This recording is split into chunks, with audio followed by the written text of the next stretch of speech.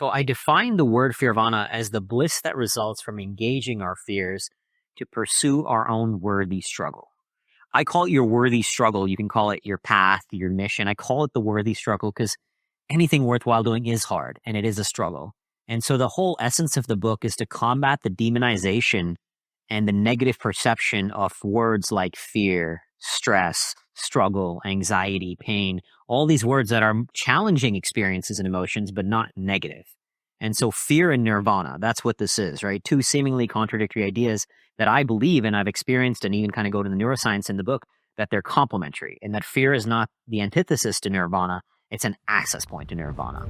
I'm Garrett Salpeter, and I believe that the most powerful and transformative way to help people recover from pain and injury, heal from trauma, and reach their highest levels of fitness and performance is to focus on the nervous system.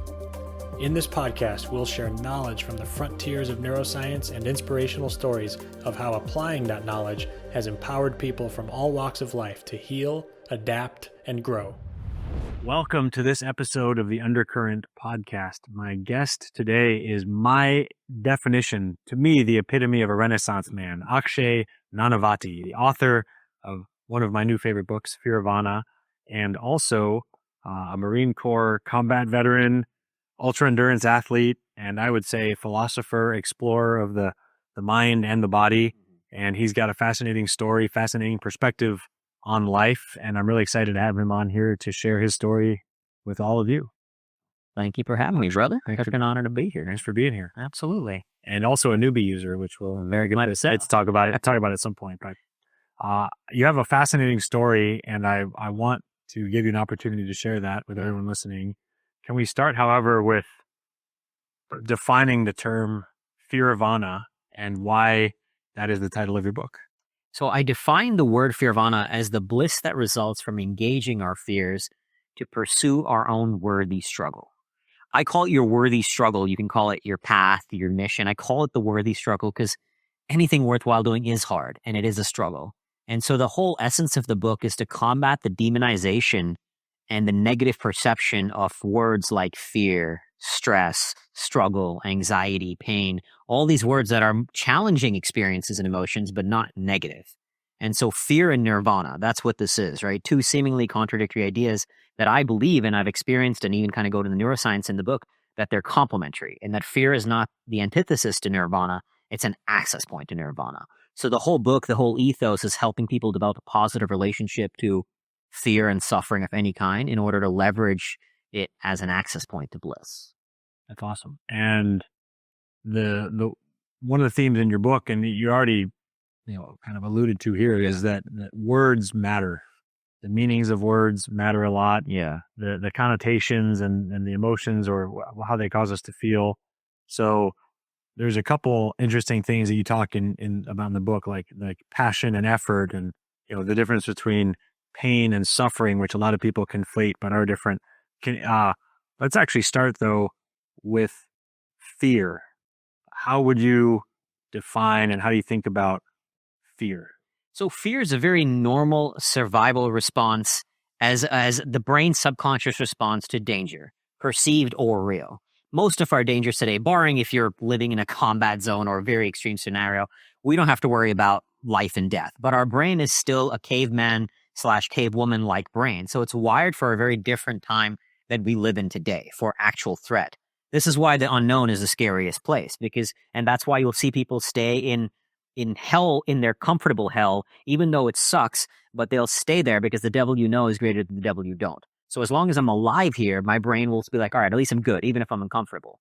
Because the brain's number one priority is to keep you alive. The number one priority, right? It doesn't care how happy you are, it just cares that you're alive. And fear is the survival mechanism, the response to ensure this thing could kill us. So it puts us on hyper alert. Mm-hmm. It shuts down the prefrontal cortex, especially in heightened fear, and it gives you the subconscious about the quicker response, right? The subconscious brain is quicker than the conscious brain. So it responds from that reptilian, what I call in the book, the animal brain. And that's it's a valuable mechanism, which is why it's also funny to me how demonized it is. Yeah. It keeps us alive, right? In a very primal sense. But even in a sense when you don't have to worry about life and death, it's normal to be scared of starting a business, of getting in a new relationship, of going to Antarctica, going to war. All these things are scary. They should be scary. Everything worthwhile I've done. Writing a book on fear was scary. Yeah. I was scared. Are people going to judge it? Are people going to think it's stupid? Is it going to be bad? But because I was scared, I prepared. One of my many mantras is fear propels you to prepare. So when you engage it, you can prepare. I learned how to write a good book. I went to journalism school to write better. I had learned from authors like Jack Canfield, Tim Ferriss, people who've written successful books. How do I write a good book? And because I was scared of writing a bad book, I wrote a much better book. So fear was a valuable tool. Even going to Antarctica, I was terrified, but as a result, I prepared. Yeah, I love that. It is a good motivator to prepare. That's a great perspective. And it also, the fact that, as you mentioned, it's just biological. It's a mechanism that's built in to keep us safe. When people say like, oh, this is our fearless leader, or, it's like, no one is fearless, right? Exactly. And the idea of courage, and it's been said, throughout the years, not my line, but courage is not the absence of fear, but it's acting even In the face of in the fear. face of fear, right? You can't have courage without fear. Yeah. If you're not afraid of it, it's not courageous. It's not exactly. Yeah, that's Exactly. an interesting thing. So, can you talk to us about this concept in your book of passion and effort? Again, while we're thinking about words, because this is really really interesting, because there's also a little bit of a theme there that perhaps we weave this in now or something else. But yeah, you talk about of like using fear as a guide. The thing that I fear the most, or the thing I need to pursue is in the place I fear the most. Yeah. Something. I think Joseph Campbell said the cave you fear to enter holds the treasures you seek, or something along those lines. Yeah. And then there's also, you write beautifully about this notion of like, following your passion is sort of the conventional wisdom, but there's sort of a different take on that. And I think the way that we're sort of defining terms here. Can you talk a little bit about that? Because I think you have a very interesting perspective. Sure. Idea. Yeah, people, everybody's like, follow your passion, especially the younger kids. It's kind of this, go out there and follow your passion. But for one, I'll have a lot of passions. And you're not going to rise to the level of the desires you want. You're going to fall to the level of suffering you're willing to endure. So I don't think it's bad to have passion for what you do once you do it, but passion is not something you follow, you develop it. When you get good at something, you fall in love with it. You'll get passionate about it. That's why I call the path your worthy struggle, not your passion. And that's to help people, again, talking about what you're saying, the words matter, is saying that struggle is not bad. It is your worthy struggle. And you can decide, because at any crossroads in life, no matter what the crossroads, you could say like, work this job I hate or quit and start my own business. Be in this relationship or be single. Any crossroads, you're going to suffer. You're going to suffer. The question is, which struggle do you want to endure? So that's why I say follow the struggle, follow the worthy struggle. And, we all have proclivities. We all have interests, preferences, and you can find the ones that guide you. Like, not everybody wants to ski across Antarctica and spend 60 days alone out there. And Antarctica is certainly not the only path to enlightenment. And I suffered tremendously to get to Antarctica and in Antarctica. But I would choose that suffering any day of the week for the rest of my life versus the suffering of never actually having lived my potential, of fulfilling my soul's calling at my highest level. That existential dread is something I would never choose. But I think that's the whole point, is develop passion by stepping into the arena, going to war with yourself. Anything you do the first time, you're going to suck at it. It's going to be terrible. You're going to feel clumsy, and fall in love with that, and you'll get passionate. And you might say, okay, this is not the thing. And then you fall in love with this path. But once you get into it, you're going to go through a tremendous amount of struggle to build anything worthwhile. And passion is a result of pursuing that struggle. And you have to care enough about it to be willing to endure the struggle. Exactly. Because then you got to decide, like, right, which struggle do I want to endure? Do I want to work this job or quit and start my own business? You're going to suffer. So which one do you want to endure? And once you get clear on this, like what I have people do that I work with sometimes is choose path A, path B, and then in each column write down rewards and struggles. Because every path has both rewards and struggles. And then get clear. And then decide. Because again, you're not going to rise to the level of the rewards you want. You're going to fall to the level of struggle you're willing to endure. That's what's going to break us, not all the desires we want. So choose, which one do you want to endure?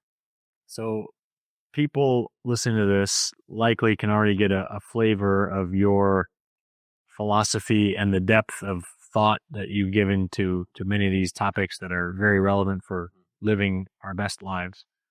Let's back up a little bit, and talk about how did you get to be this guy who has this, what I would say, really interesting, enlightened perspective on challenging yourself, on facing fear? How did you get to be? Yeah. So to clarify too, you mentioned philosophy. I love that you said that. I have a guiding philosophy statement, which is the path to inner peace is the pursuit of a worthy and loving inner war. And at some version of you don't have to use the word, but I think we're all seeking inner peace, some flavor of it. You can call it fulfillment, joy, whatever it is. And so this guy is my guiding philosophy. And how I got here, I was born in India to middle-class parents. Now they're better off, but middle class. So not poverty. I didn't know suffering. I didn't know any hardship. We moved from India to Singapore to Austin, Texas. When I was here, actually not very far from where we're at now, I was just showing my wife, Melissa, these were my drug days. This is where I got caught doing all these drug things.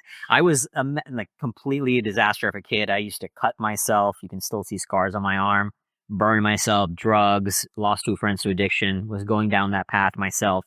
And I saw the movie Black Hawk Down, changed my life. Got me out of drugs almost overnight, decided to join the Marines. I have flat feet, scoliosis, and a blood disorder that 2 doctors told me would kill me in boot camp. So it took me about 1.5 years to fight my way into the Marines because these were all disqualifying conditions. But post 9/11, here's a young kid who wants to go infantry.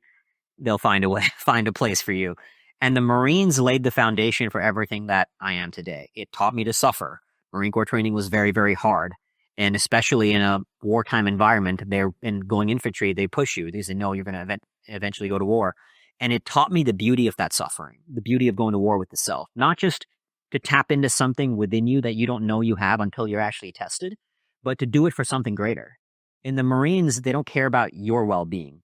It's secondary to your men and your mission. And it's beautiful, as much as it sucks many times, like you're tired, you don't want to go on mission.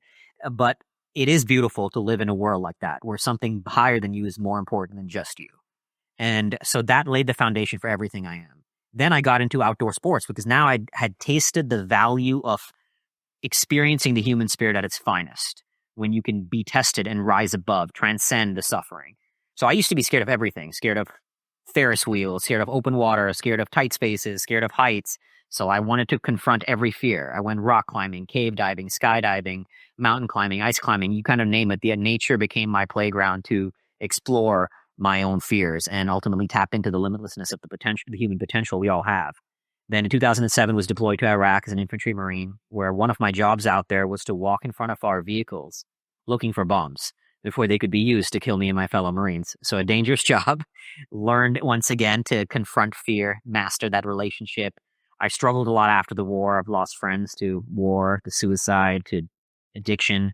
And I started drinking heavily. Was at a point in my life drinking a full bottle of vodka a day. Till one morning after 5 days of this was seconds away from slitting my own wrists. And that rock bottom moment was what I needed to begin to climb out of the abyss. And I went into neuroscience, psychology, spirituality, confronting my own demons, being still with myself. That led to my book, Fearvana, the ethos of Fearvana, and then got me onto the path that I truly love. I built a business, a brand. I used to do speaking and things like that. But what I'd say my true soul's calling is the adventures on the edge.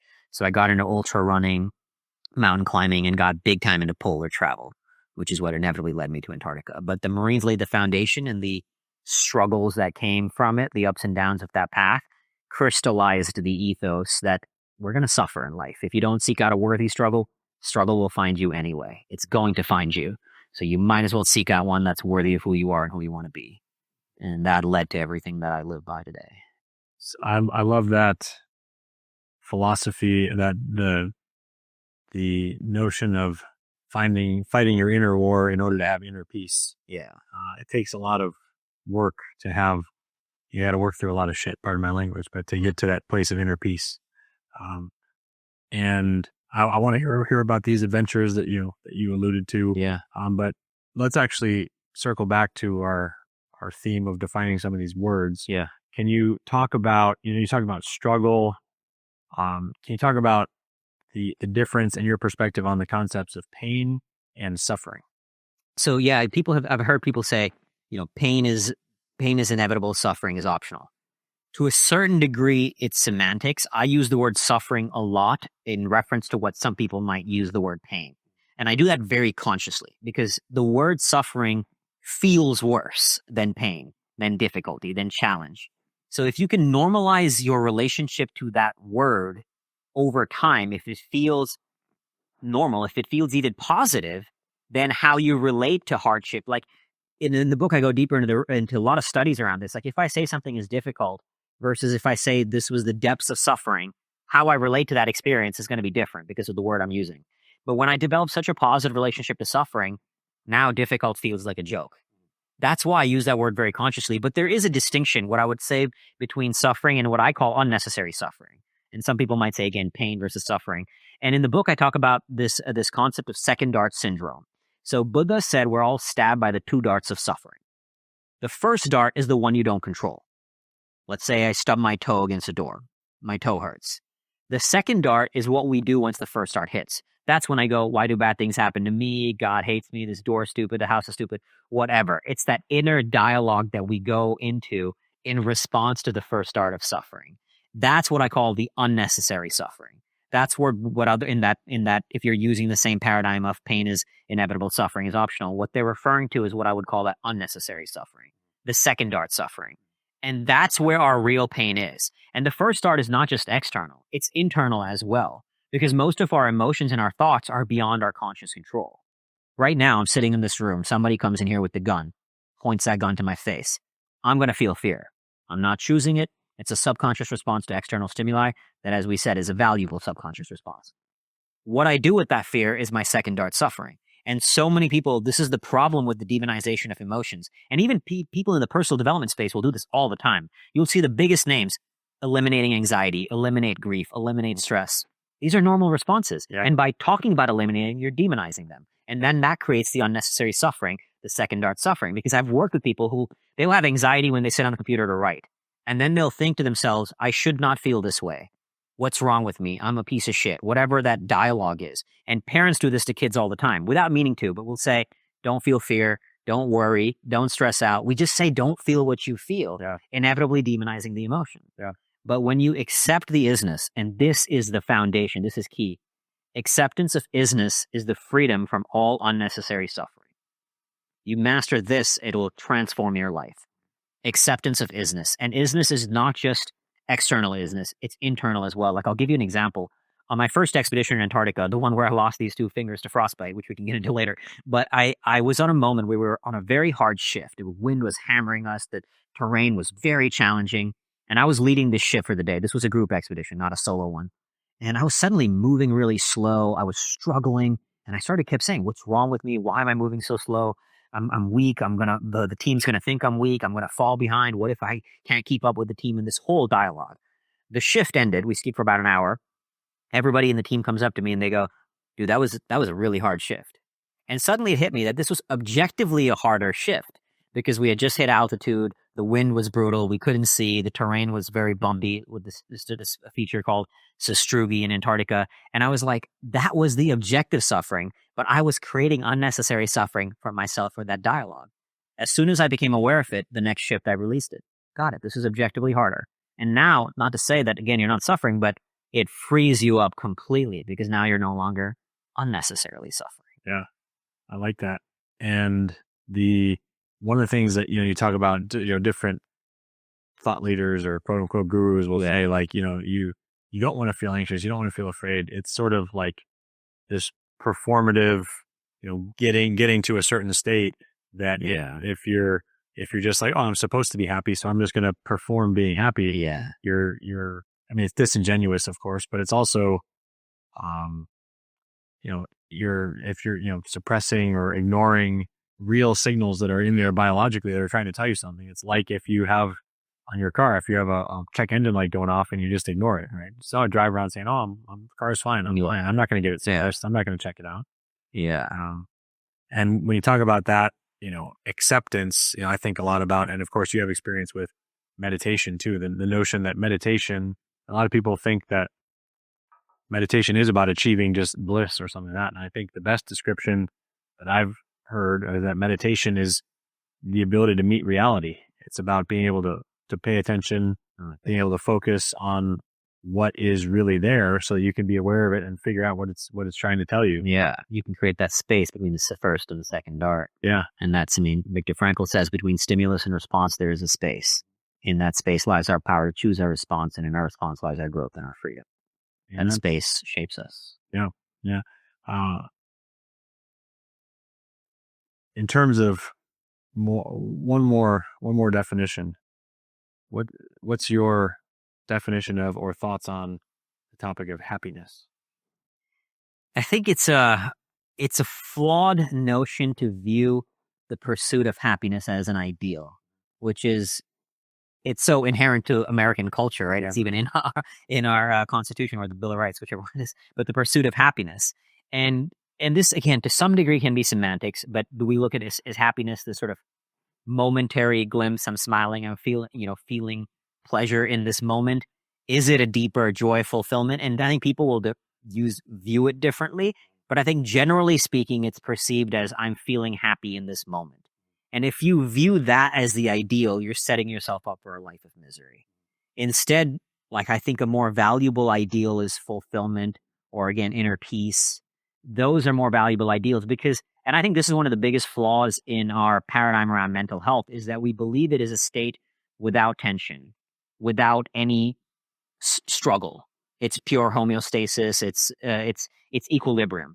That creates the unnecessary suffering. When you recognize truly that happiness is not the elimination of sadness, true happiness in the context of fulfillment is the ability to find the gift in sadness. That's really what it's about. Like sadness is a valuable emotion. Grief is a valuable emotion. When you go through hard times, they're going to show up.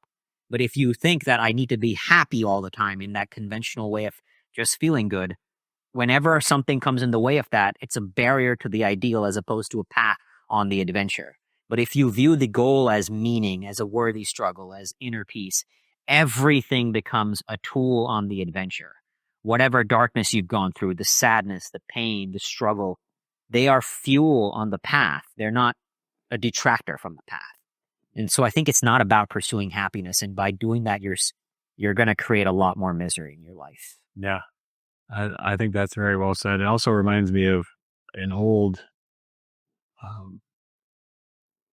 audio, or I can't remember if I listened to it or read it, but by Pia Melody that someone had sent me that it was a great point. And I don't know, maybe someone else made the point too, but it was basically, if there's, I don't know if it's 6 or 7 basic emotions that we feel. Like Yeah. talking about fear, you feel, happy or joy, love, anger, shame or guilt, sadness, right? So there's, these call it 6 basic emotions. And of course there's, people with greater emotional intelligence than I can break that down even further. But,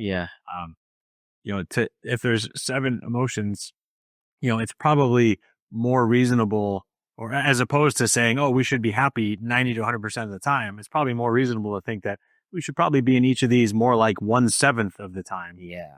So I think having that perspective, like the expectations sort of change. If I feel like I should be happy all the time, then when I feel these other things, they feel wrong. It's like you're alluding to. Exactly. Whereas if I understand that they're signals and they're telling me something and all that stuff, that I think that perspective, just another way of essentially elaborating on what you were saying. And they're valuable on the path, and you're going to find your own fuel to use.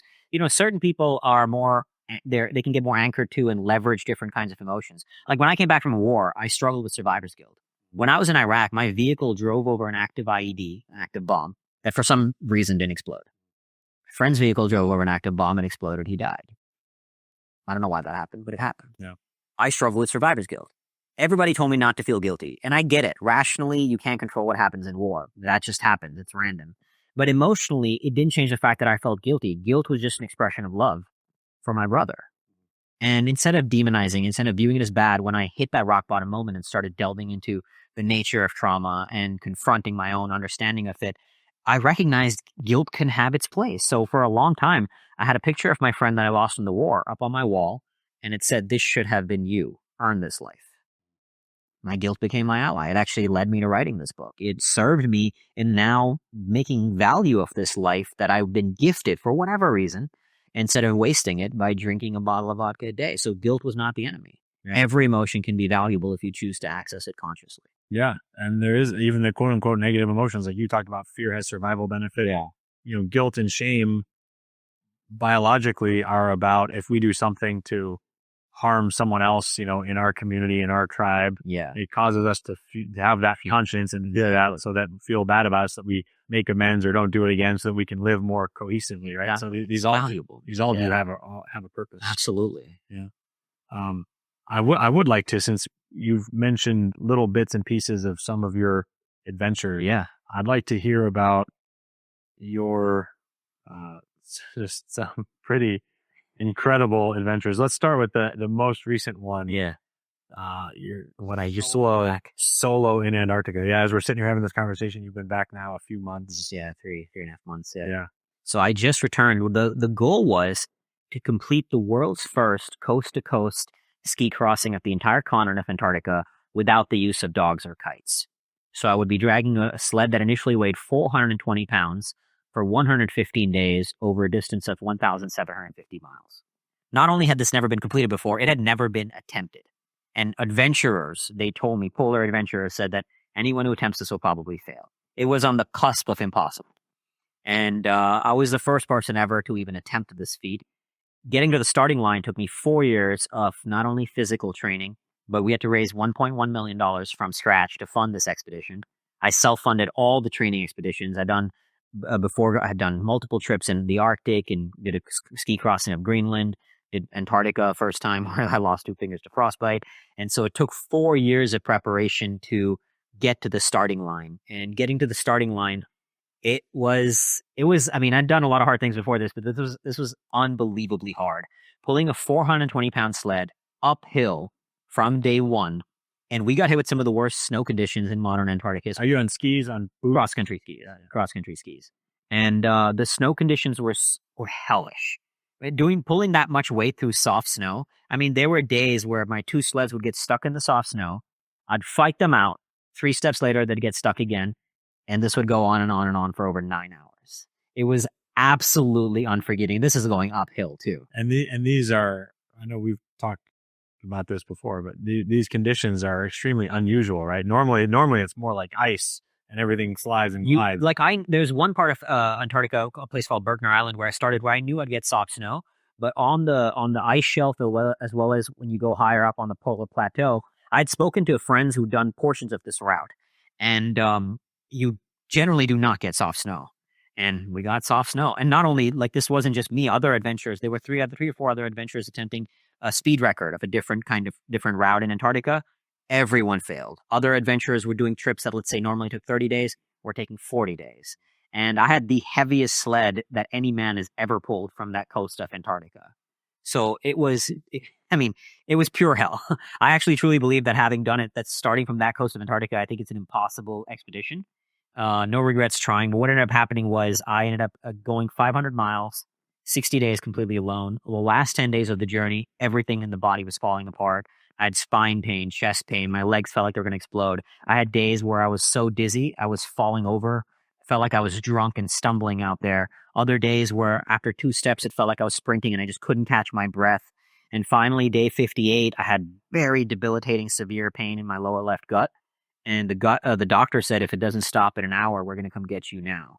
And thankfully it stopped. I tried moving one more time on day 60 and the gut pain hit again.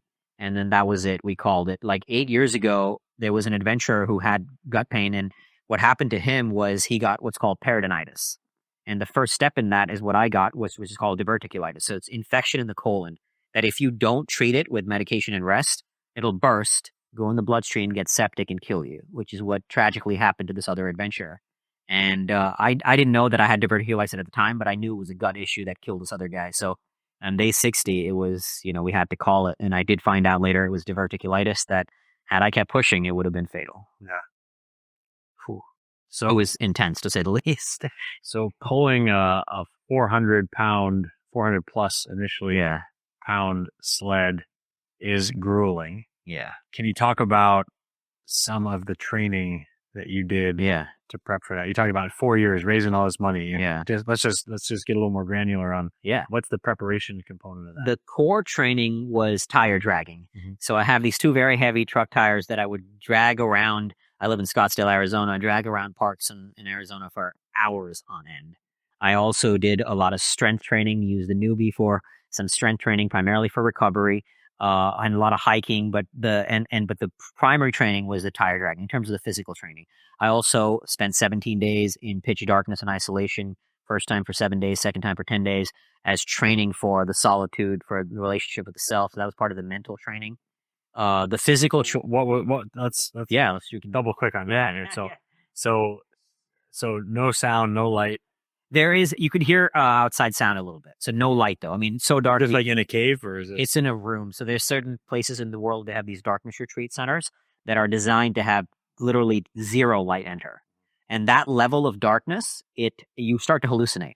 So in fact, the brightest light I've ever seen in my entire life was in darkness. The first time I did the 7-day darkness retreat, it was so bright I was shielding my eyes because I was blindingly bright. Wow.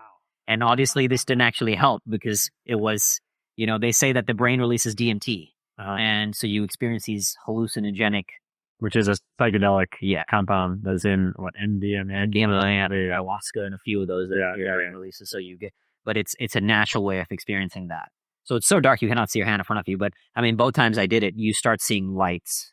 The first time I did it, the lights I started seeing after a day and a half. The second time it was about 3 days. And then they stayed with you for the rest of the time. And there's different colors, different shapes. Call it what you want, God, consciousness speaking to you, or just your brain, whatever paradigm you operate from. But you start seeing lights that are as real as any of these lights. Okay, so you had some visual experiences, hallucinogenic visual experiences. What else? What else do you recall from that? What it's more about what it was like. It was, it's when I'm not sleeping, it's a meditation. God knows how long, so obviously you have no sense of time. Or journaling. I was actually journaling in the dark too. I had a ruler on a book and I would move it down and journal, which was fascinating to reread that later. Wow. And the insights that came from that. And then between those journals and meditations, just sitting there kind of bored, but navigating all of that was the key. First time I went in, I had just gone through this very challenging divorce. I ended up breaking my sobriety. And so I went in to heal, to kind of confront some of my own demons. Second time I went in was purely as training for Antarctica. So it was a very different mindset that I went into it with. But the second time it was an act of creation of who do I need to be the kind of person to do what I'm doing in Antarctica. And so I went in that level of solitude, almost like an actor becoming a character. I actually studied method actors and how actors like Daniel Day-Lewis and Heath Ledger and Robert De Niro become their character. So to go in there to form something. Yeah. And it was a fascinating experience. I also chose to do both times I did a juice fast. The second time I did an 8-day juice fast, and the last 2 while you were in the darkness. Yeah. Because I wanted to add hunger to the experience. So I did a juice fast for 8 days, and the last 2 days was no calories. And just being still with yourself. The first time the first 2 days, I was working out a ton in the darkness. And then I realized I'm comfortable with working out.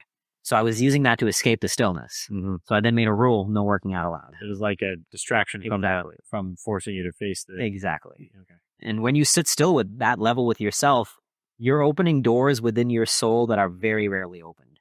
And what comes out of those doors is not just sunshine, rainbows, and unicorns. It's your demons, it's your darkness, it's the pain. And that's the value, though, because bringing that to the surface allows you to deal with it, confront it, and use it, and alchemize your pain as fuel. Carl Jung says, until you make the unconscious conscious, it will direct your life and you will call it fate. And so the value of this is to make the unconscious conscious so you can use it. The goal is not to eliminate your demons or to, people say, get over it. Some things you're not going to get over, but you learn to alchemize it. You learn to use it as fuel, as a mechanism, as a weapon to drive you on your craft, whatever that craft may be. And so in the darkness and solitude there, is it, I've done some longer meditations, but never anything quite like that. Is it, the stuff comes up and you just basically have to kind of feel it and process it and deal with it. And you can journal about it. I did journal about it. Sometimes just the first time I chose to be silent as well. Very different experience when you're silent versus when you talk. The second time I allowed myself to talk. But to yourself. No one else is in there. Yeah, no one's in there with me. So talking to myself. But even when you're talking to yourself, there's a feedback loop, right? Yeah. Like right now I can hear my own words, which silences the chaos of the mind. When you're silent, the mind can go much more crazier. Yeah. So there was value in both. It's not a right, wrong. You choose what kind of experience you want when you go in there. But because the first time I was healing, I wanted the mind to be chaotic and see where it takes me. Second time was more creating. So speaking was an act of creation.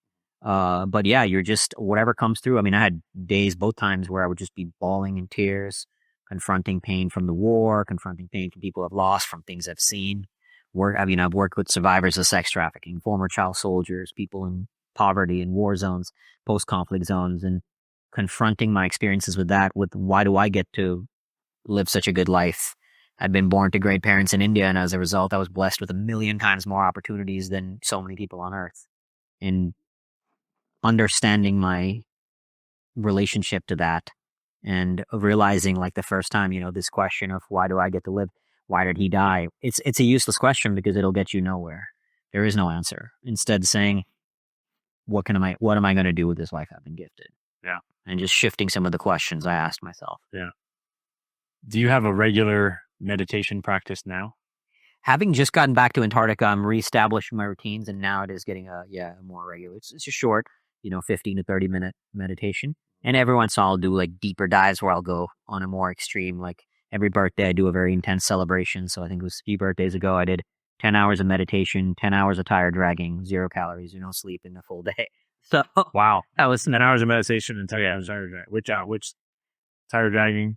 That was actually so first. 5 hours meditation, 5 hours tire dragging, 5 hours meditation, 5 hours tire dragging. Wow. So alternating it so I don't get comfortable in each one. Yeah. And switching it up made it even more challenging because now you have to, because when you do anything for a little while, you kind of normalize it and then you have to go back to it. And so I did that.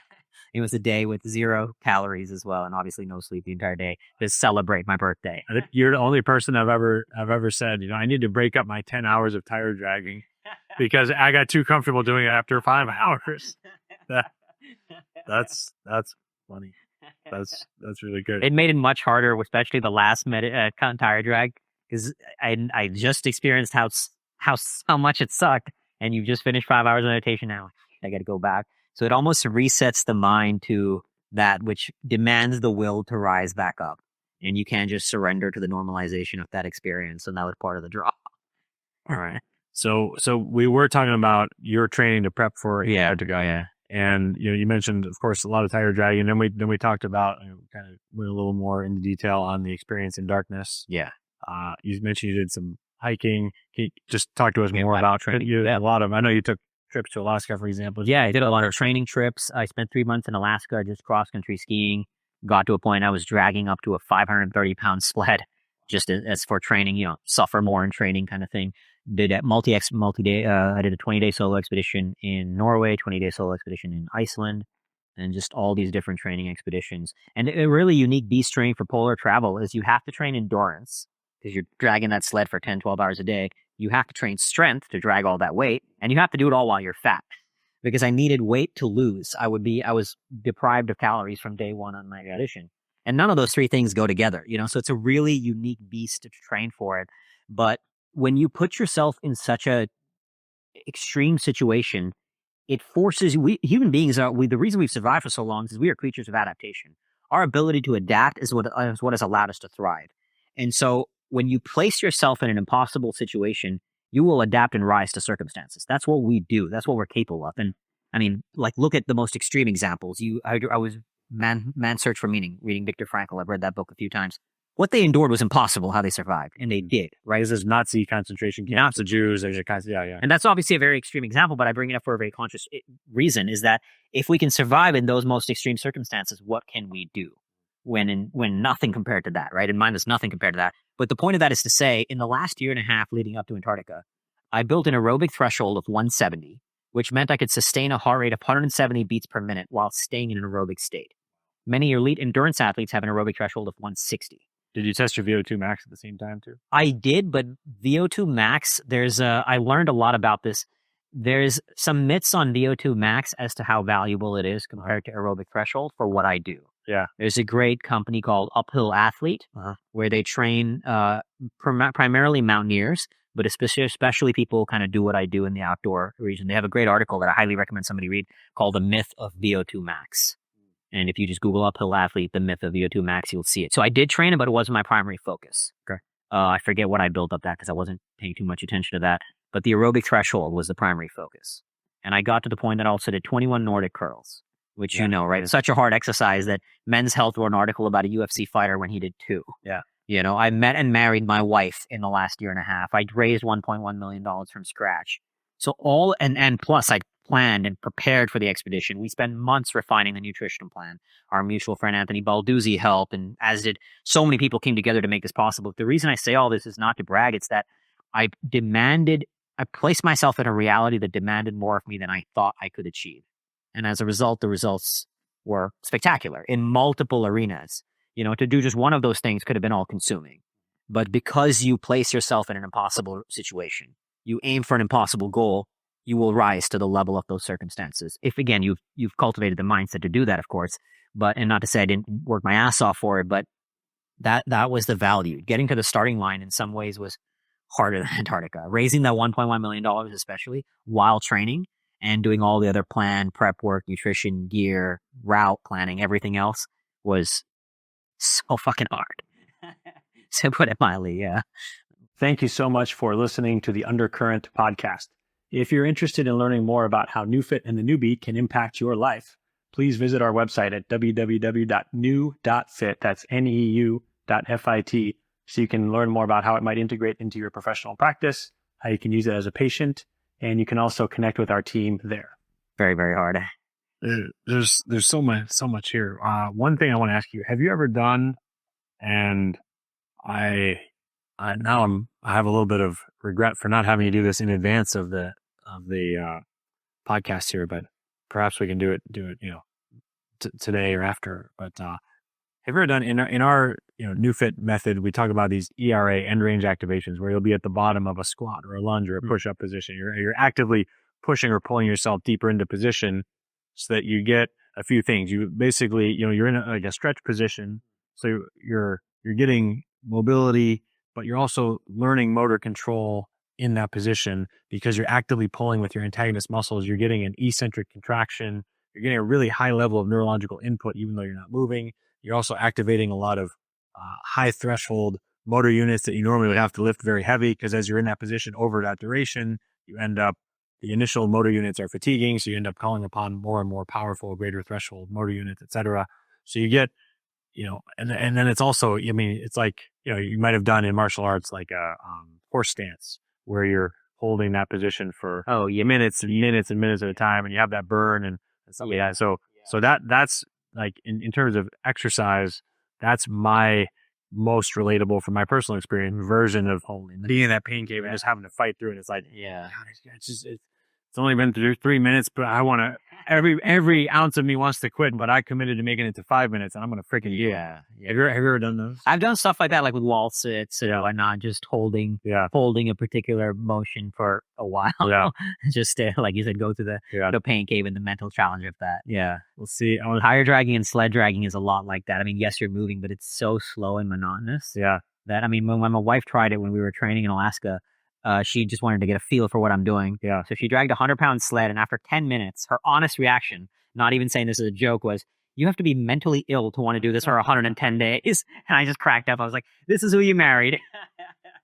But I have done stuff like that a little bit. Not, I think, to the degree you have, but that's very cool. So, well, you've done other things to much greater degrees. All right. So, one other thing that people will likely be interested in is, like you talked about, you had, Anthony helped you with some of the nutrition and stuff. So what type of team and logistics go into a journey like this? I mean, the 20-day solo in Norway and then the 60 days that could have been even longer in Antarctica, who's helping you? Yeah, it was unreal, the level of support. I mean, thanks to our mutual friend Wes, he even introduced me to the newbie using that. I was a solo expedition in that I was alone in Antarctica, but I couldn't have done it without the army of people that came together. We had so many people donate money to the expedition to raise that $1.1 million. Had doctors. One of my friends is a supplement formula designer. He created a custom supplement for the expedition. Oh, cool. Yeah, custom made supplement. There's the team, the ALE, which is a company, Antarctic Logistics and Expedition, who manages all the logistics for adventures in Antarctica. That couldn't have done it without their support. But, like Anthony helped with creating the nutrition plan. So did my buddy Trent, and so many people, doctors, nutritionists, personal trainers. Greg was my friend and our mutual friend who trained me on the Nordics, So I had just an army of people that made this happen, that made this. Of course, my wife her support was unwavering. I mean, in the last year leading up to the expedition, she funded our life. I always kind of joke that my job title was explorer and sugar baby. Because I was just anything I was making was going straight to the crossing. Yeah. She funded our life, funded our training expeditions, supported me while I was out there going through low moments. I would call her on a sat phone. So it was truly humbling to see how many people came together who believed in the human spirit. I mean, we had people donate anywhere from $9 to $200,000. Wow. And the hard part about raising money for this, unlike a business, there's no ROI. In a business, when you invest, there's at least a potential ROI for the business when you sell out or whatever. Here, there's nothing to offer, but just believing in the human spirit to dare to try something was really humbling to see and really awe-inspiring to see humanity come together for something bigger than just me. Mm-hmm. And that was really cool. When you were raising money, did you do like a 501c3? Did you set that up? Or? No, I have a Fearvana Foundation 501c3, but the mission of that, it'd be, at least for me, it felt out of integrity to align it with this, because that mission is really about helping people in the darkest corners on Earth. And we've raised a lot of money. So to say that, hey, $1.1 million, if we had that, there's much better served actually going to the cause rather than funding an Antarctic expedition. Okay. So most of it wasn't through a 501c3. We did only have one donation go through another foundation that is really about inspiring people. So at least there's alignment in terms of what the ethos is. Yeah. So it just felt out of integrity to me to go through the Fearvana Foundation, but it was still people are donating. They're not even necessarily getting tax deductions. Exactly. Wow. Yeah, but we offered did kind of like an Indiegogo campaign or Kickstarter campaign, different rewards at different tiers. So anywhere from $9 to up to like thousands of dollars.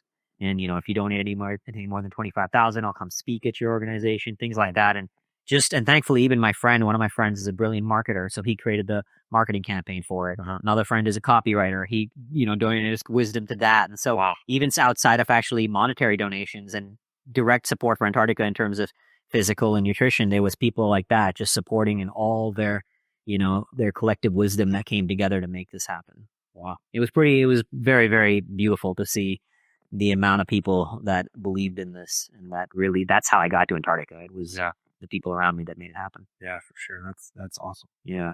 What are some of the other, you mentioned, a prior trip to Antarctica, some of the other, just to give people a flavor, or some of the other adventure trips. Yeah, there are other adventure trips I've done. So, I've done a 1 month crossing of Greenland where I dragged a 190-pound sled for 350 miles for a month. Did a few of those solo expeditions. I was one of only 26 human beings on Earth to ski up a very remote glacier in Antarctica called the Axel Heiberg. That's when I lost. Also in Antarctica. That was the first trip in Antarctica 4 years ago. After that, on day 17 of that expedition, I got frostbite, lost these two fingers. How did that happen? I mean, you obviously are prepared. You know what you're doing. You already had out there for 16 days. The funny part about that is it came out of nowhere. I wasn't just walking around with no gloves or doing something dumb. Yeah.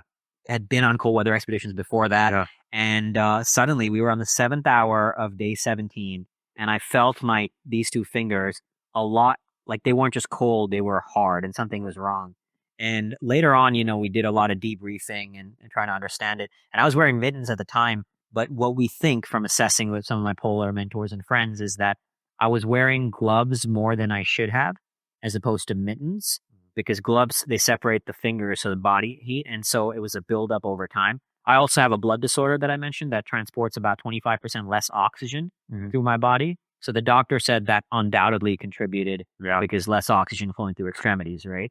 So for you to get that threshold that you did of your anaerobic threshold. Yeah. It kind of built up, and I guess is even more impressive though, given that blood tissue. Yeah, it's it was definitely, it's been like two doctors told me it would kill me in boot camp, but obviously I think like anything can be transcended through the mind if you fight hard enough. Yeah. And so I never use it as a barrier to stop me, but it just means you have to deal with things a different way. So now, even after having frostbite, I've improved the systems a little bit to make sure, even if that means taking a little bit of extra weight in terms of glove, because that was another factor in preparation was, I cut my toothbrush in half to save 5 grams. I cut tags off shirts to save weight. I had the same pair of base layer and the entire trip. I had only one spare underwear for the entire 110 days. Needless to say, I smelled pretty funky by the end of the trip, as my wife will validate. But, all that gear prep. But yeah, sorry, getting sidetracked. That's what happened. And then I got evacuated on day 18. And the fingers looked really gnarly. For actually Wes and Anthony were taking care of my fingers, helping to bandage it. And this finger, after 7 months, it became a hard black nub. It had to be cut off and removed. Wow. The left middle finger actually recovered fully, and it looked like a normal finger again. But the thing is, once you get frostbite for the rest of your life, that part of you is more prone to frostbite. So I was on a training trip in Svalbard, where actually Tom Cruise was just shooting the latest Mission Impossible. Yeah. I was there while he was filming on an expedition. I didn't get to see him, but I was in the same area. Anyway, so I was on a training expedition there, and it got to like minus 40. And that's also Antarctica. This was the Arctic. That Svalbard is the north, Okay. too close towards the North Pole, so about 78 degrees. Because you were also overlapped with Tom Cruise down in Antarctica.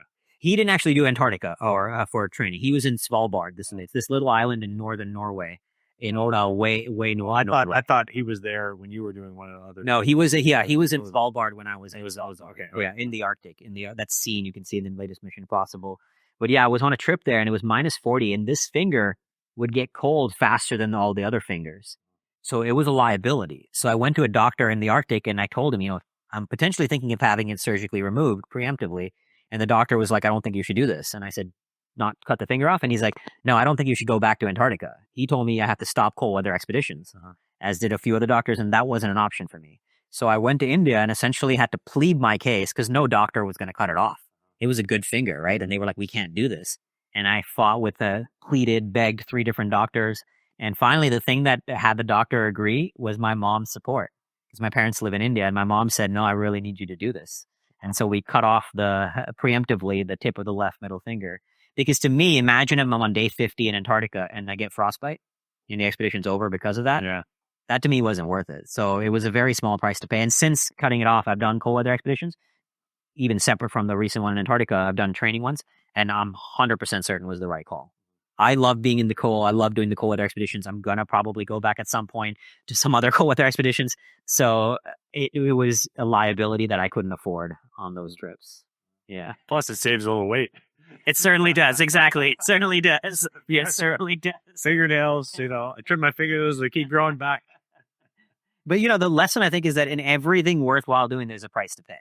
Yeah. And I think that you got to recognize, like, the doctor didn't fully get it. And to me, I was like, losing a tip of a finger is just a very small price to pay. Like, who cares? To me, at least, it was a very small price to pay for the treasures of the soul you get out there on the depths of solitude and suffering in this majestic, like, magnificent place that is Antarctica. So there's always going to be a price to pay.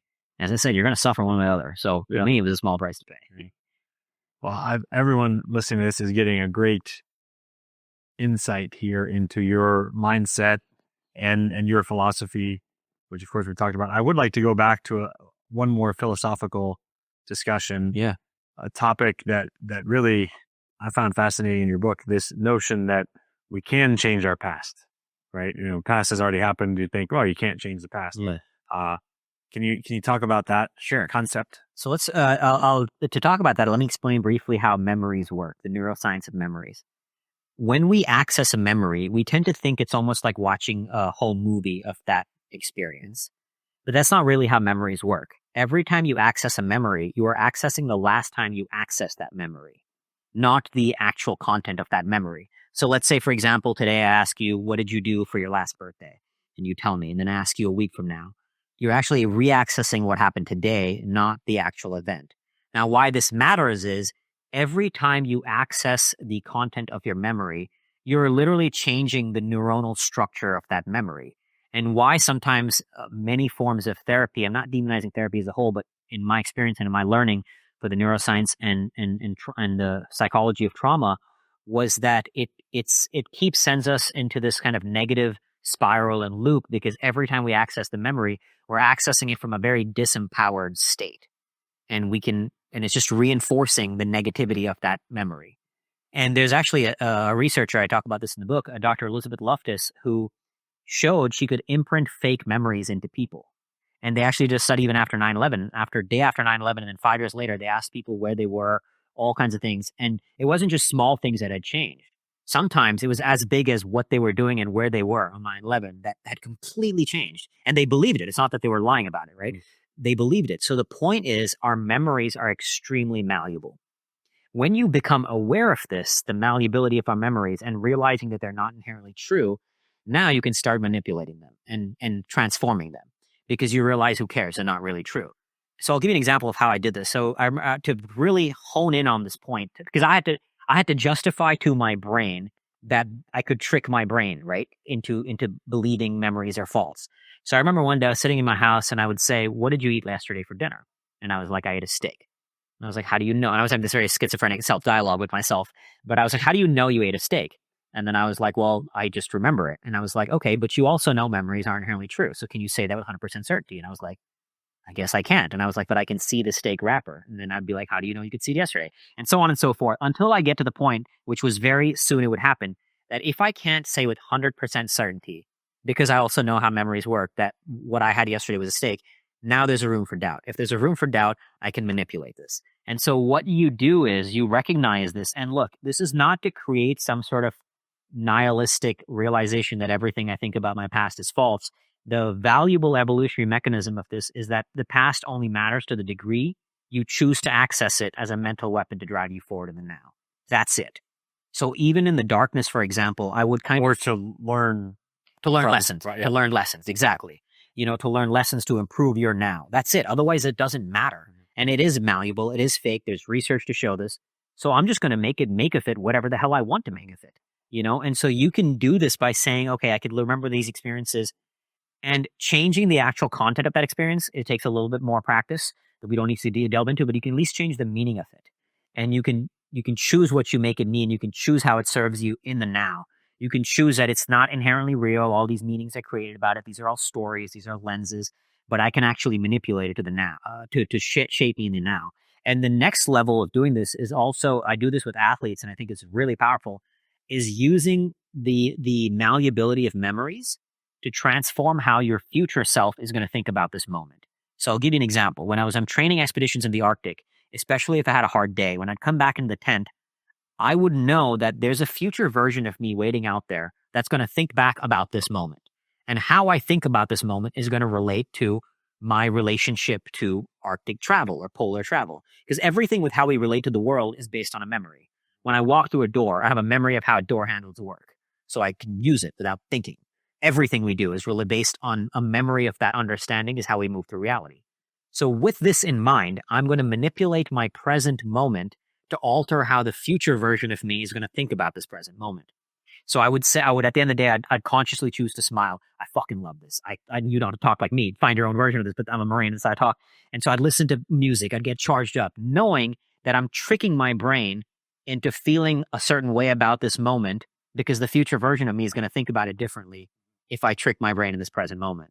And this is so valuable for athletes, especially because you can change how you relate to every experience in that moment by manipulating how you experience it. So your future self is going to look at it differently. That way, 1 year from now, or even 1 month from now, when you're in that similar moment, you have a completely different memory about the circumstances of that moment that will change how you engage with the circumstances of the moment in the future.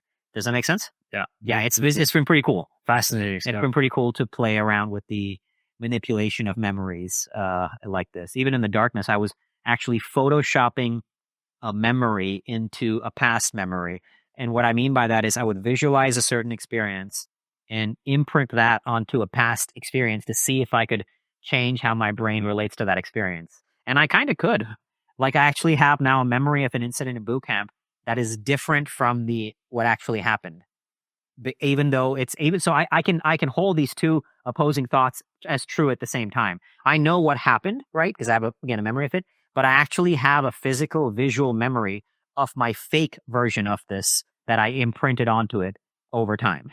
And I can visualize that in my head, which is pretty wild. That's fascinating. And there's also really interesting research, which you mentioned in your book as well, neuroscience research on the memory of pain and how Yeah. we tend to uh, really be more strongly influenced by the end of the experience compared to the duration of the experience. Yeah. And how these different things really influence memory as Yeah. well too. It's really fascinating. There's a cognitive bias called the peak end rule, which means we remember the peaks of a moment and the end of a moment higher. That's it. And you can do this to manipulate a moment. If I know that the end of this day or the end of this particular experience, I'm going to remember the highs and the ends. I'm going to actually create a high. and I'm going to make sure my end. That's exactly why I did what I did in the Arctic in the tent. Thank you for reminding me about the peak end rule. Is that this was the end of the day, so I know that the end is going to stand out in my memory more. Yeah. So I'm going to shape it how I want to shape it. Yeah. That's awesome. So let's talk about a little bit. You mentioned the newbie there. Can you just spend a moment telling people listening to this your experience? What inspired you to work with Wesley and then acquire your own device, and how you used it along the way? Yeah. So I learned about it through our mutual friend Wes, who I met through Anthony Balduzzi. And as you know, Wes is an absolutely brilliant guy, so smart. And so I had a great time connecting with him. And he was telling me about this thing called the NeuFit Newbie. I had no idea what this is. And he was telling me that sounded really fascinating. And so I went into to train with him at his clinic. And I'm not someone who's weak, right? I train my legs. First time he got me on it, I couldn't walk for like 3 days. I was so sore. And and I was like, all right, that's awesome. Because as someone who trains hard, I was like 15 minutes with this thing destroyed me. So that immediately drew me into it. This was a tool that could train beyond just hard, but train smart, right? You can push in a different way that you can't otherwise. And then I think when I met him, I don't think I had actually started training for Antarctica yet. So it was before this, and I was still training for physically, but not specifically for Antarctica. Right.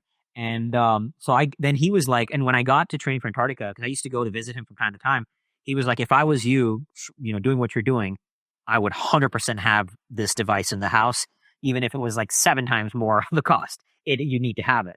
So I trusted Wes, got the device in the house, and was using it initially a lot for strength training as well. So putting it on 40, putting the frequency on 40, training for a lot for strength.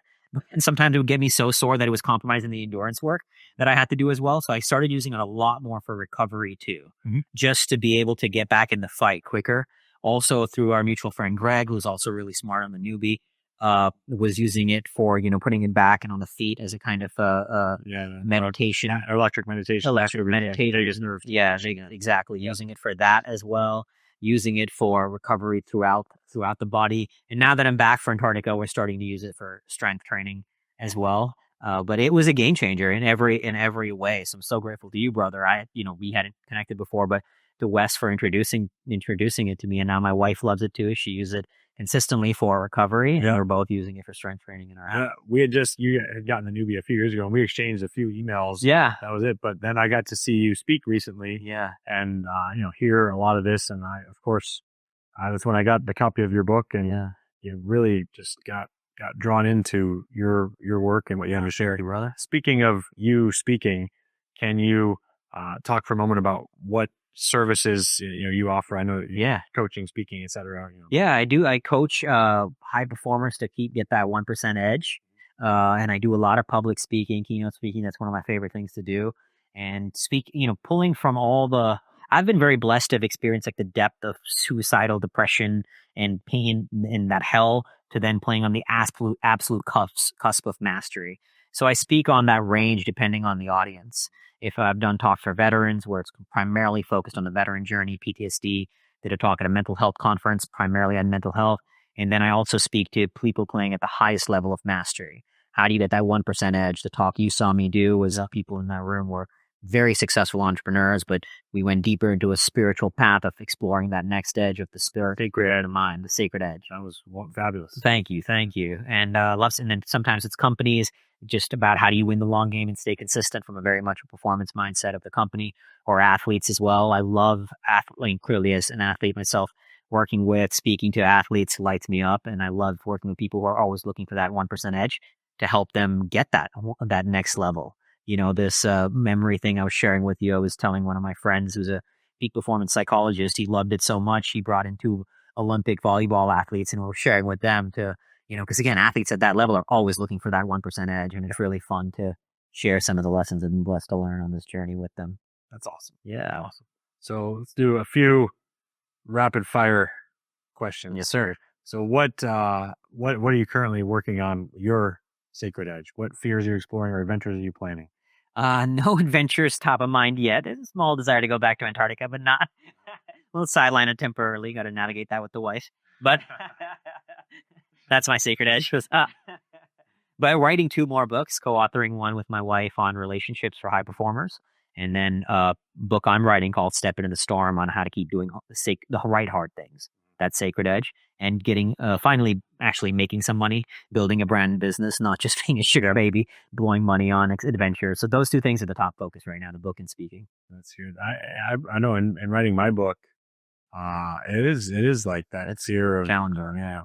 There was a long time where it took me a while to get to that threshold of actually believing that, okay, I have enough to say that is valuable enough to even really, start writing in the first place. That took a while. Yeah. Right there with it, out there and everything. It took me forever to write this first one. So the second one's a little smoother, thankfully, learning from experience. But that's kind of the next edge, is the books and the business and the speaking. Yeah. It was funny too. I don't know if you have felt this or not, but after I wrote my book, I released my book, I was like, that's it. I've put everything I have into this. I have nothing else to say. I'll never write nothing. I was like, that's it. I felt the same way. I was like, I'm not reading it again because I'm going to find something I hate. Or I said, the creative process is demanding. So yeah, it's hard for you.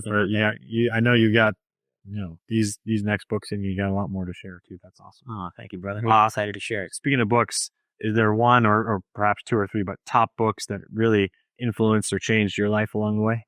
There's definitely a few, but I would say the top one is Man's Search for Meaning by Viktor Frankl. Yeah. That's game changing. Awesome. That's a good one. Let's see. If you could have a billboard in New York City or shout a message from a mountaintop that everyone's going to hear, what's, within a billboard worth of characters, what's the one message that you would most want to share? I think opening the door to people to say you can reach the heights of peak performance along with the depths of inner peace, and giving people the opening to experience that. Or if it's more actionable, and say, go to your sacred edge. Something along those lines. That would be the key learnings. Go to your sacred edge. Yes. So find and explore your sacred edge. I'd be curious to hear your take on this topic. Also, there's a notion of, a lot of successful people, whether it be in entrepreneurship or in sports, are driven by that intense sense of not being enough and having to prove themselves. Being like, I'm going to be the best in the world at this sport or making money, because that's my sense of self-worth. Yeah. And without that, I don't feel like I'm good enough. And so there's that sort of like, quote unquote, negative driver. Yeah. And then there's some people who do the thing because they love it, and it's more of a quote unquote positive. Yeah. And I want to use these terms very loosely, but I get what you mean. But what is your thought in terms of that sort of driver? Do you have a sense of one being better or worse, or more sustainable or effective? I think true mastery is the ability to use both. And this is a concept that was built when in Antarctica is a term that I now use called the paradox of oneness. And what this is the realization that the entire human experience is a dance of opposites. There's dualities: pain, pleasure, life, death, light, dark, masculine, feminine, ego, humility, control, surrender, so on and so forth. And we often demonize one side as bad, right? Fear, nirvana, fear is bad. But the paradox of oneness is the realization that they are 2 expressions of the same whole. And all unnecessary suffering is caused by resisting or clinging to one edge. But when you can not only embrace but explore each edge as a path to your next evolution, you will find not only greater peace, freedom, but true mastery as well. Which is why the core teaching, the essence of everything I do, is that you can reach the heights of peak performance along with the depths of inner peace. And to do that, it doesn't mean you remove that feeling of I am not enough. I think it's valuable. I actually hate that mantra, which is kind of funny. My wife loves the book, the mantra, I am enough. I despise it. I love not being enough, and I fucking thrive on it. I love that. I chase it, right? But you can have that and also play on the other edge of that. To me is the height of spiritual mastery. This is what enlightenment is. Oneness, right? The realization that 2 opposing forces can coexist. I mean, and it's happening within us all the time. Take a look at breathing. Inhale, exhale. 2 opposing forces create life itself. Heartbeat, right? Heartbeat is it's the contraction, expansion that creates life. So even life at its core form is built from two opposing forces coexisting. And when you master the realization within, through this work of oneness, there's a lot we could go into. I know we touched on a lot on how to actually do that, but that's one of the core reasons why I love these expeditions is you feel both opposites existing at the same time. In Antarctica, I felt the depths of humility and nothingness, like you are one small mass in this vast white nothingness. You are nothing, but you feel like a god because you're actually stepping out there and all powerful that you are actually playing in that arena. And simultaneously, I'll feel both all powerful and nothing. And when you've opened that door to that reality, you can't unsee it. You've opened a door that now you can never go back from, and you want to. So now you see how two opposing forces can coexist as one. And when you do that, for athletes especially, you can actually access each one of those sides you mentioned of not being enough and actually chasing it for the joy, both as a mental weapon, because they both have value. And I think, like you see many athletes and many entrepreneurs, they're miserable, right? They're miserable and they're great at what they do, but they're absolutely miserable. And I invite people to and help people get to that point where they can actually do both. You can be in that pain, you can use it, you can thrive, but you're using it consciously, not because you're a slave to it. That's beautiful. That's what to me is like what it's all about. Because again, you can use the pain stuff. Like I still, even when I was in Iraq, when I was in Antarctica, I'd have days where I'd start crying, thinking about my buddies I lost in combat, but because I'm choosing it. I want to use that pain, that like, you get to live, suck it up. Like, you get to suffer, earn this life, all that stuff. But other days where I'm just in pure bliss, gratitude that I get to do this. And you can dance on that edge. When you do it consciously, you become indestructible. And you can, again, peak performance and inner peace can coexist. Yeah, that's a great insight. And I really appreciate that. And that's something I've thought about a lot. And that's a new perspective that really lands with me and sort of helps me even in my own approach. I'm happy to hear. Happy to hear. Thank you. One of the cool things about your book is that you have training exercises. Yeah, I believe every chapter. Most are. Oh, yeah. So let's close here by offering something. If someone listening to this wanted to take one step towards facing their fear, what's one action item to consider or one next step to consider? I think the greatest human fear is stillness. So go there. Go sit in a dark closet for 1 hour. If that's comfortable, do it for 2. Do it for a day. You don't have to go to a darkness retreat for 7 days. But there's a quote from a French philosopher, Blaise Pascal, who said, all of humanity's problem stems from man's inability to sit by himself in a room alone. And I think stillness will open the door to oneness. So whether you're an athlete, an entrepreneur, whoever, like one kid was so inspired by my darkness retreat, he went and locked himself in a dark closet for an hour to go within, which I thought was absolutely badass. This one kid who's a friend of mine now. So that I would say is the action step. I would say the go be still. And it's going to feel, especially if you're new to it, it's going to be horribly uncomfortable. Horribly. That's the point. I half expected you to say, well, for some people it might be this, for some it might be that. The fact that you gave such a clear, I think it's the universal. Answer, yeah. Universal. Like I think it is the greatest fear in the human condition. It's not a fear. If you ask somebody, what are you scared of? Almost nobody's going to say stillness. Right. But if you look at the behavior patterns of how we live, we do everything to distract ourselves from ourselves. I don't even mean the negative things like drugs, alcohol, Netflix. Even athletes, even entrepreneurs, they work to distract themselves from not all, but generally speaking, they work out to distract themselves. They work to distract themselves because they're so uncomfortable. And I get it. Like when I struggled with drinking, I could handle being in a room with 100 people, no desire to drink. Only when I was alone was when I would get triggered and drink. So I went from drinking a bottle of vodka a day to being alone to spending 117 days in solitude over the last year and a half. And the point of that is to say is I'm not special. So if I can do that, anybody can. Yeah. And so that's how uncomfortable I was with solitude. And that is why I think it's if there was one universal prescription, I think that's it. Now, of course, there's nuances. Everybody's got their own. But if there was one, stillness is the universal prescription. Wow, that's beautiful. I know I'll do that too. I'm right there with everyone listening to this. I'm gonna give that a shot. I've done a meditation, an hour meditation a few different times. Yeah. But I don't know if I was completely still, and I'll hold myself to a higher standard now. Feeling inspired by you. Awesome. Happy to hear, brother. That was great. So I love this work. I highly recommend Fearvana, your current book. Thank you. The next book is still We don't have a published date yet. Still work in No. progress, right? Work in progress, and Okay. probably by next year, both books at some point. All right. Yeah. All right. Very good. Well, I love your work, your perspective, and I think it's so interesting how, I mean, you can appeal to and help people on any stage of the journey you've been on, whether it's people in the depths of despair dealing with PTSD or addiction, to the highest of the high performers. Yeah. The real peak performers out there, and everyone in between. So I love your message. You're an incredible, inspiring speaker, and you lead by example, which I really respect and admire. And I'm so glad you came on here to share your message. Thank you so much for having me. Truly an honor, brother. Shay. Appreciate you, man. And thank you for tuning into this episode of the Undercurrent Podcast.